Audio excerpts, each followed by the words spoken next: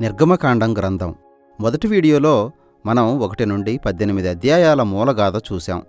దేవుడు ఫరోని ఓడించి ఇశ్రాయేలీయుల్ని బానిసత్వం నుండి విమోచించడం, దానికోసం ఆయన పస్కా గొర్రెపిల్ల రక్తం ద్వారా మరణం నుండి తప్పించుకోవడానికి చేసిన ఏర్పాటు చూశాం. తరువాత దేవుడు తన ప్రజల్ని ఎర్రసముద్రం గుండా అరణ్యంలోకి నడిపించాడు. అయితే ఆశ్చర్యమేమిటంటే వారు అక్కడ మోషేపై సనిగి ఎదురుతిరిగారు.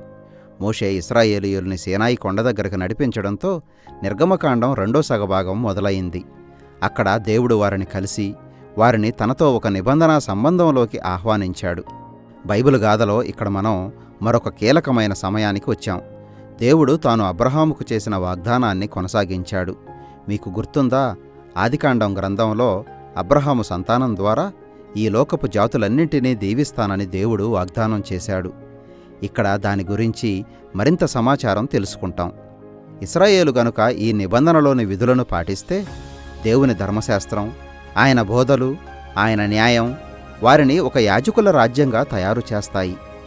దానర్థం వారు ఈ లోకంలో దేవుని ప్రతినిధులుగా నిలిచి దేవుని నిజ స్వరూపాన్ని ఇతర జాతుల ప్రజలకి కనపరుస్తారు. ఇశ్రాయేలు ప్రజలు చాలా ఆతృతతో దేవుని మాటలకి ఒప్పుకున్నారు. కాబట్టి దేవుని సన్నిధి మేఘాలు, ఉరుములు, మెరుపుల మధ్య సీనాయి కొండపైన వారికి ప్రత్యక్షమైంది. ఆ ప్రజల పక్షంగా మోషే కొండపైకెక్కి వెళ్ళాడు. అక్కడ దేవుడు అతనికి తన ఒప్పందంలోని మౌలిక సూత్రాలైన 10 ఆజ్ఞలిచ్చాడు. ఆ ఒప్పందంలోని మౌలిక సూత్రాలు ఏమిటంటే, దేవునికి ఇశ్రాయేలీయులకి మధ్య ఉండాల్సిన సంబంధ బాంధవ్యాలు. వీటి తరువాత ఆ మొదటి 10 ఆజ్ఞలను పాటించడానికి అవసరమైన మరికొన్ని ఆజ్ఞలిచ్చాడు. అవి ఇశ్రాయేలీయుల ఆరాధనా పద్ధతులు, సామాజిక న్యాయం, ఒకరితో ఒకరి సంబంధాలను గురించిన ఆజ్ఞలు. ఇవన్నీ ఇశ్రాయేలు దేశాన్ని న్యాయం, ఉదారత్వంతో నిండి ఇతర జాతుల ప్రజలకు వేరుగా ఉండేలా చేస్తాయి. కాబట్టి మోషే వాటన్నింటినీ రాసుకొని వాటిని ప్రజల దగ్గరకు తీసుకొచ్చాడు. వారు మరొకసారి చాలా ఉత్సాహంతో దేవునితో నిబంధనలో ప్రవేశించడానికి అంగీకరించారు. వారు దానికి అంగీకరించగానే దేవుడు వారితో తన సంబంధాన్ని మరింత ముందుకు తీసుకెళ్లాడు. ఆయన తన పరిశుద్ధమైన దైవిక సన్నిధితో దిగివచ్చి నేరుగా ఇశ్రాయేలు ప్రజల మధ్యలో నివసిస్తానని మోషేకి చెప్పాడు. ఇది దేవుని నిబంధన వాగ్దానాల్లోని మరొక అంశాన్ని ముందుకు తెచ్చింది. ఏదెను తోటలో మానవుడు తిరుగుబాటు చేసినప్పుడు దేవుని సన్నిధితో వారి సంబంధం తెగిపోయింది. అయితే ఇప్పుడు అబ్రహాము సంతానం ద్వారా కలిగిన ఈ నిబంధనా సంబంధం ద్వారా ఆ దేవుని సన్నిధి మరలా మానవులకు అందుబాటులోకి వచ్చింది.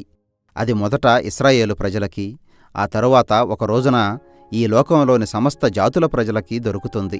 మనం తరువాత చదవబోయే 7 అధ్యాయాల్లో ప్రత్యక్ష గుడారం అని పిలిచే ఒక పరిశుద్ధమైన నివాస నిర్మాణం గురించిన సవివరమైన నమూనా చూస్తాం. బయట ఒక ఆవరణం, దానిలో ఒక బలిపీఠం ఉంది. ఆ ఆవరణంలోనే మధ్యలో ఒక గుడారం, దానిలో ఒక బయట గది, ఒక లోపల గది ఉన్నాయి. అతి పరిశుద్ధ స్థలం అని పిలిచే ఆ లోపలి గదిలో బంగారంతో చేసిన నిబంధనా మందసం ఉంది. దానిపైన దేవదూతలను పోలిన 2 జీవులున్నాయి. అదే దేవుని సన్నిధికి మూలస్థానం. ఈ అధ్యాయాల్లో ఇంకా చాలా వివరాలున్నాయి. వాటిలోని ప్రతి వస్తువు ఏదో రకమైన సంకేతాత్మక విలువను కలిగి ఉంటుందని తెలుసుకోవడం చాలా ప్రాముఖ్యం. వాటిపైన చెక్కిన పూలు, దేవదూతలు, బంగారం, ఆభరణాలు ఇవన్నీ దేవుడు, మానవులు కలిసి సన్నిహితంగా జీవించిన ఏదెను తోటను గుర్తుచేస్తాయి. ఆ విధంగా ప్రత్యక్ష గుడారం కదులుతున్న ఒక ఏదెను తోటలాంటిది అని చెప్పొచ్చు. ఇది దేవుడు, ఇశ్రాయేలు ప్రజలు శాంతి సమాధానాలతో కలిసి నివసించే స్థలం. అయితే అది కేవలం సిద్ధాంతపరంగా మాత్రమే. ఎందుకంటే సరిగ్గా ఈ సమయంలోనే ఒక తీవ్రమైన తప్పిదం జరిగింది.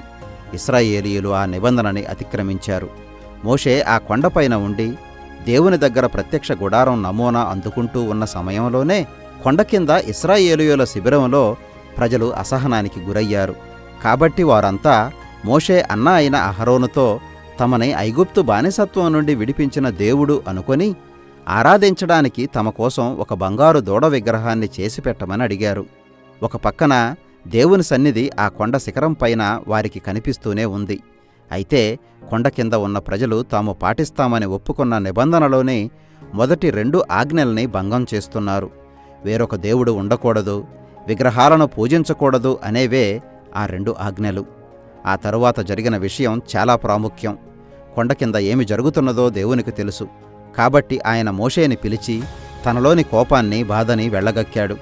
ఇశ్రాయేలీయుల్ని సమూలంగా తుడిచివేయాలని అనుకుంటున్నట్టు మోషేకి చెప్పాడు.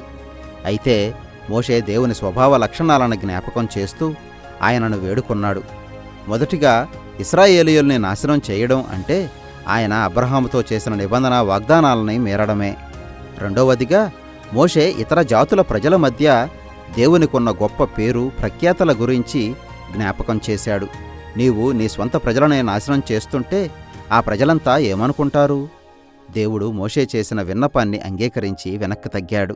ఇశ్రాయేలు జాతిని మాత్రం క్షమించి వారితో తన నిబంధనని తిరిగి నూతనపరిచినా విగ్రహారాధనని ప్రేరేపించిన ఆ వ్యక్తుల్ని మాత్రం శిక్షించాడు. ఈ గాథలో సరిగ్గా ఇక్కడే మొట్టమొదటిసారి దేవుడు మోషేకి తన స్వంత గుణలక్షణాలని వెల్లడి చేశాడు.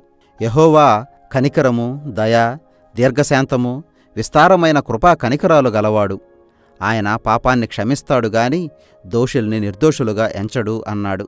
ఇక్కడ మనకి ఒక సమస్య ఉంది. దేవుడు కరుణామయుడు. అదే సమయంలో ఆయన మంచితనం నిలబడాలంటే మన పాపం గురించి ఆయన ఏదో ఒకటి చెయ్యాలి.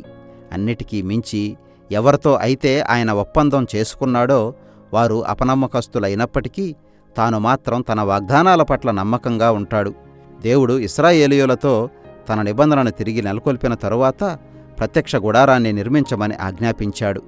ఇక్కడ మళ్లీ సుదీర్ఘమైన 5 అధ్యాయాలు ప్రత్యక్ష గుడారం నిర్మాణాన్ని వర్ణించాయి. ఇదంతా ప్రత్యక్ష గుడార నిర్మాణం పూర్తయిన చివరి అధ్యాయంలో క్రోడీకరించబడింది. దేవుని మహిమాన్వితమైన సన్నిధి దిగివచ్చి ఆ గుడారంపై దిగింది. మోషే ఆ గుడారంలోకి వెళ్లాలని చూశాడు గాని లోపలికి వెళ్ళలేకపోయాడు. అది అతనికి సాధ్యం కాలేదు. ఈ విధంగా ఈ గ్రంథం ముగిసింది. నిజానికి ఇది చాలా ఆశ్చర్యంగా అనిపించినా వాస్తవంగా ఆలోచిస్తే అలా ఉండదు. ఇశ్రాయేలు పాపం దేవునితో వారి సంబంధాన్ని ఎన్ని రకాలుగా నష్టం కలిగించిందో మీరు చూడవచ్చు. ఈ గ్రంథం ప్రారంభంలో దుష్టుడైన ఫరో ఇశ్రాయేలీయుల్ని, దేవుని నిబంధన వాగ్దానాలను బెదిరించడం చూస్తాం. ఇప్పుడు ఈ గ్రంథం ముగింపులో ఇశ్రాయేలీయులే భయంకరమైన శత్రువులుగా మిగిలారు. వారి పాపం నిబంధన భవిష్యత్తుకు ప్రమాదకరంగా మారింది. ఇప్పుడు ప్రశ్న ఏమిటంటే, తన సన్నిధిలోని పరిశుద్ధత, మంచితనం, తన స్వంత నిబంధన ప్రజలలోని పాపం, దుర్నీతుల మధ్య తలెత్తిన పోరాటం అనే సమస్యని దేవుడు ఏ విధంగా పరిష్కరించబోతున్నాడు? ఈ సమస్యకు పరిష్కారం మనం తర్వాతి గ్రంథంలో చూస్తాం. ఇప్పటికైతే నిర్గమకాండం సారాంశం ఇదే.